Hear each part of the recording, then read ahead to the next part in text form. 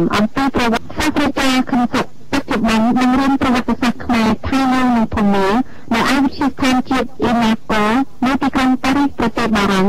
មានប្រសាសន៍ថានៅពេលដែលស្ដេចខ្មែរផ្ដើមសាងសង់ប្រាសាទព្រះវិហារនោះឡើងនៅក្នុងខេត្តព្រះវិហារនៃដែនដីព្រះរាជាណាចក្រកម្ពុជាកាលពីបុរាណសម័យនោះគឺពុំទាន់មានប្រទេសសៀមឬថៃទាំងប្រទេសថៃសប្តាហ៍នៅឡើយទេពិសេសកាលពីបុរាណសម័យស្រុកខ្មែរមានផ្ទៃដីធំធេងផ្នែកខាងលិចគឺលាតសន្ធឹងពីខេត្តព្រះវិហារហួសប្រទេសថៃសប្តាហ៍និងទៅរហូតទៅដល់ប្រទេសភូមាចំណែកផ្នែកខាងជើងគឺលាតសន្ធឹងរាប់បញ្ចូលទាំងក្រុងឈៀងម៉ៃដែលសប្តាហ៍ជាខេត្តមួយរបស់ថៃនោះផង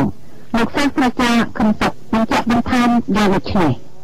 ខ្មែរយើងហើយជំនាញបានយល់អំពីប្រវត្តិព្រះវិហារក៏ពោលថា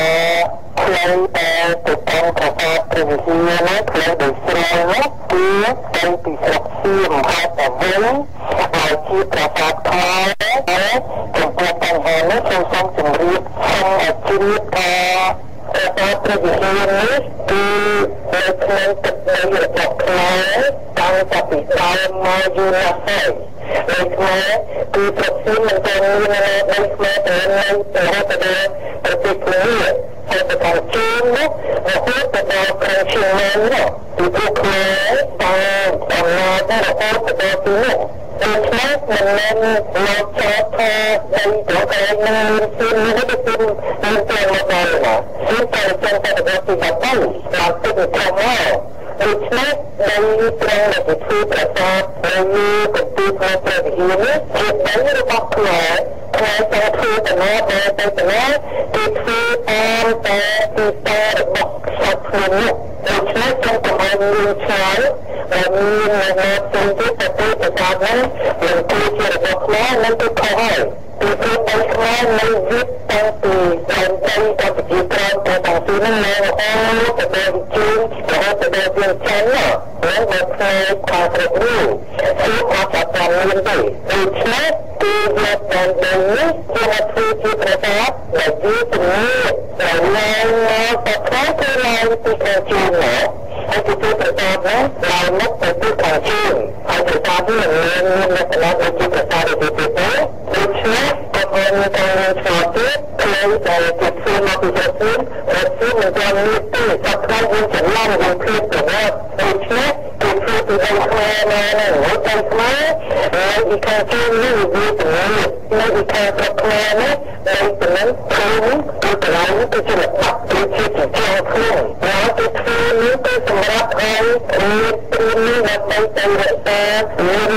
របស់ប្រទេសហើយកន្លែងនេះកន្លែងទីតាំងស្ទើរតាមការស្រាវជ្រាវពីឯកសារប្រវត្តិសាស្ត្រខ្មែរជាច្រើនបានឲ្យដឹងថាប្រាសាទព្រះវិហារត្រូវបានស្ថាបនាឡើងពីថ្ម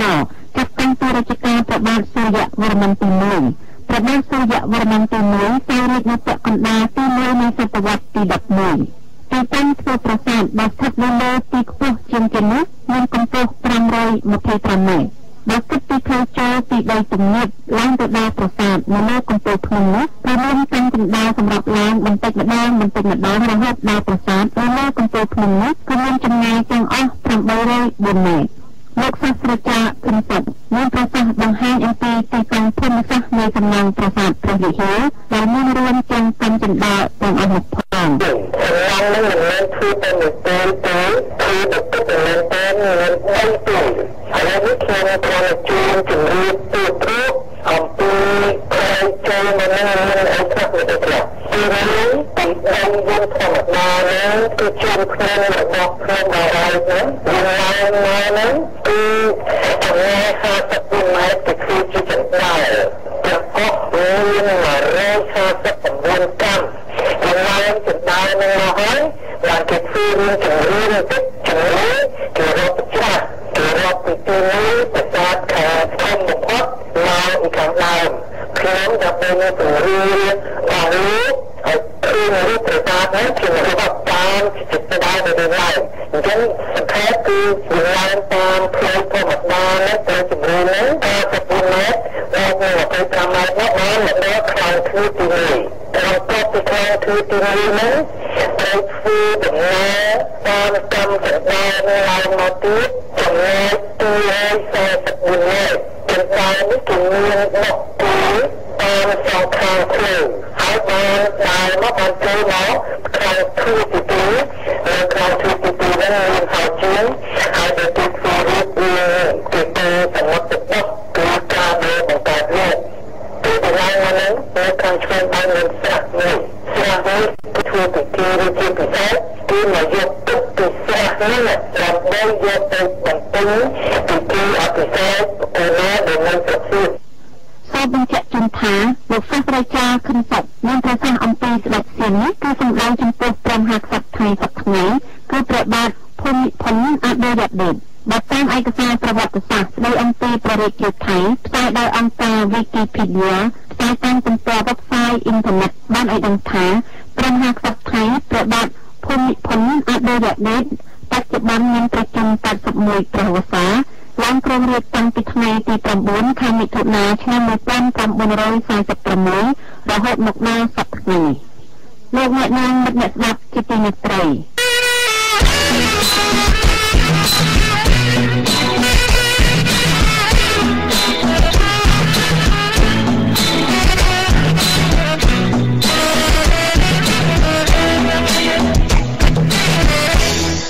តទៅនេះជានាទីកំណាព្យ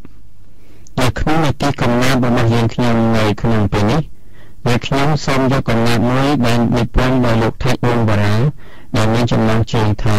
មិនរីគួរចំពោះពាក្យថាមិនរីគួរនេះតើអ្នកនិពន្ធចង់និយាយអំពីអ្វីទៅសូមលោកអ្នកនាងតាមដានជាមួយយើងខ្ញុំដូចតទៅនេះ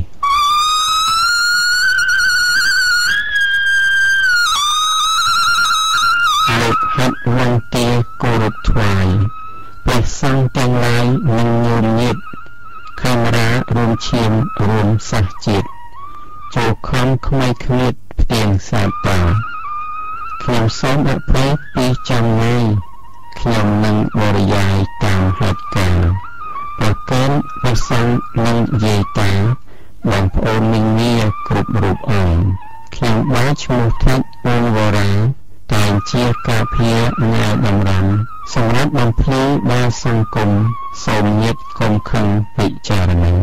ខេមរៈកម្ពុខេមរាជនពេលនេះមានមុនសាសនាព្រះពុទ្ធអង្គឯកព្រះឈ្នះមាកាលនោះហៅថាដែនកោក្លោកនិយាយពូជយើងពូជអ្នកជាកម្ពុប្រែថានេះកោគោកបើប្រែតាមន័យតាមប្រយោគ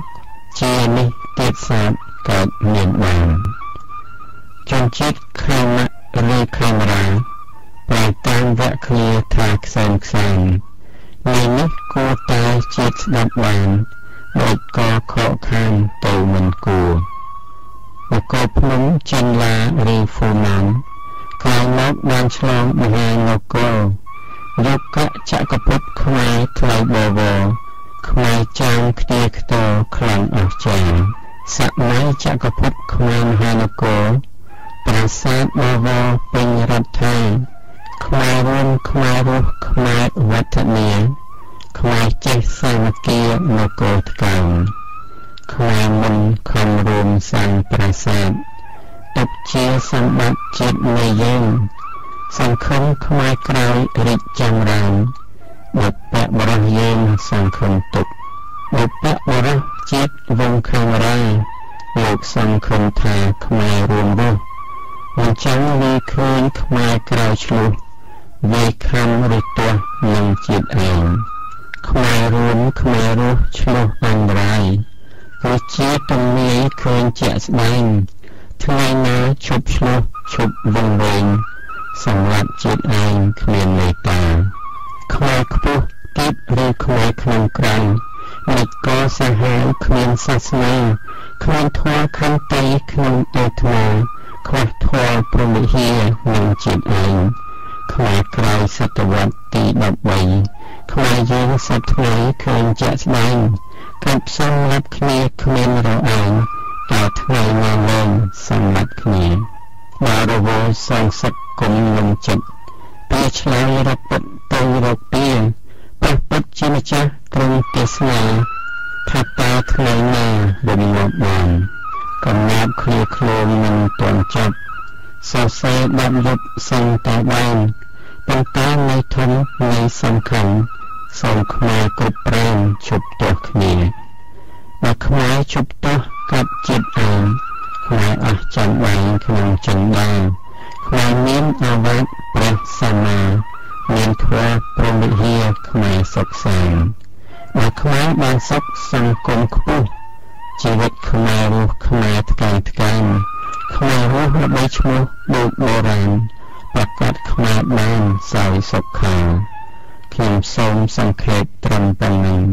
សូមញាតិកុំខឹងអត់ទោសាពីព្រោះកម្មវិធីខ្លីវេលា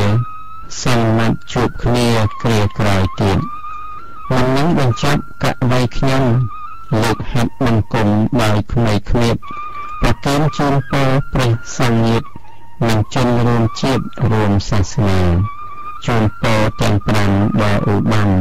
ប្រពៃស័ក្តិសមសានអស្ចារ្យសុខកាយសប្បាយនៅចិត្តតាផុតរោគទុក្ខាផងនានាសូមទាទាំងឡាយប្រសិនមានចូលអង្គបរិធានវិនិច្ឆ័យខ្លាយជាអហោសិកគ្រប់រូបបានខ្មែរសាមគ្គីគ្នាសុខសាន្តន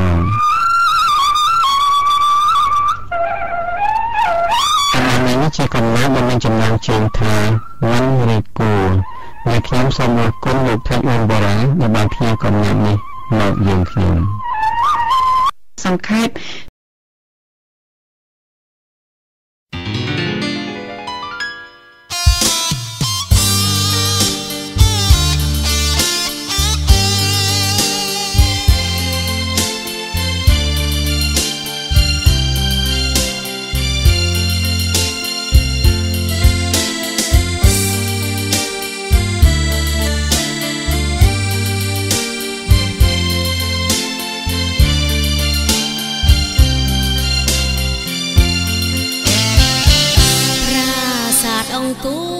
គេមរតកខ្មែ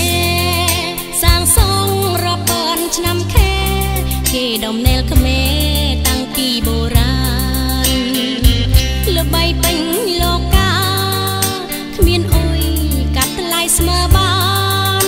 ពេលនេះវាសនាខ្ញុំមានខ្ញុំបានមកឃើញល្អអស្ចារ្យប្រាសាទអង្គរសម្បត្តិវប្បធម៌ដ៏ល្អថ្លាចំឡាំងក្បូរក្បាញ់រចនាទេពអប្សរារាប់ពាន់ព្រះអង្គដូនតាខ្មែរប៉ិតណាបូជាជីវិតសាងសង់ណាអង្គរដ៏ល្អផូរផង់តាក់ទាញឲ្យចង់ចូលទៅទស្សនាយើងខ្មែរជន់ក្រោយកុំអោយអង្គរលេចលង់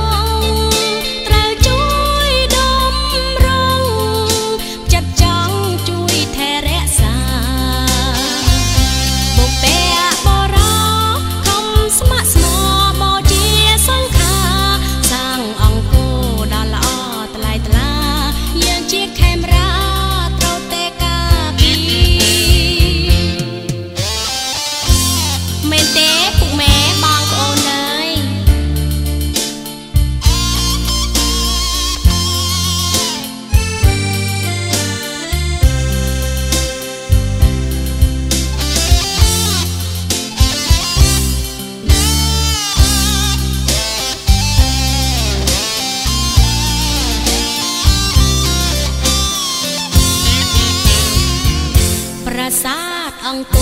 សម្ប